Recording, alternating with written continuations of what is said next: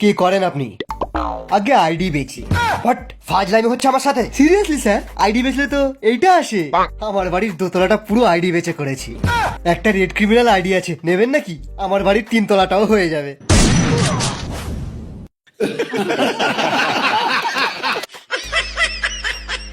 বল শালা, আমার আইডি কোথায়?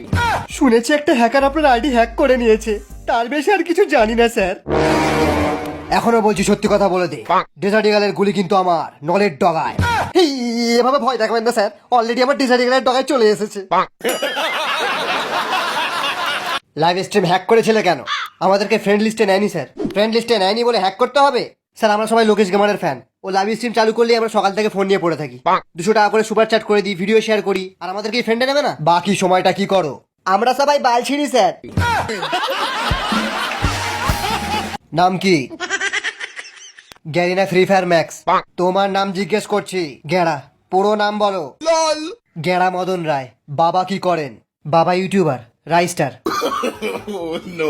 না স্যার, ও আমার ছেলে নয়, ও হচ্ছে লোকেশ গেমারের ছেলে। আমার ছেলে হলে কোনো দিন একটা নোবড়া লাইভ স্ট্রিম দেখতো না। তোমার বাবার স্বপ্ন তুমি বড় ইউটিউবার হবে, প্রো প্লেয়ার হবে। প্রো হবে? পাক্কা হ্যাকার হবে। আমার আইডিতে 400 ডায়মন্ডের টপ আপ করে আনো। স্যার আমার জন্য একটা 29 টাকা অফার।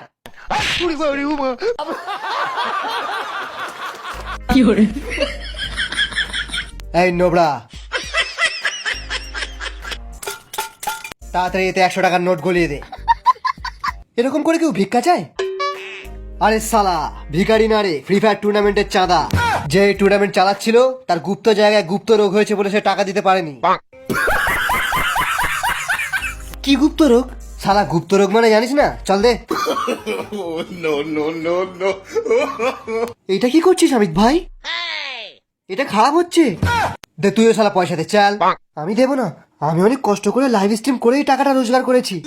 চল একে সাইডে নিয়ে গিয়ে একটু গেম প্লে দেখাই, চল।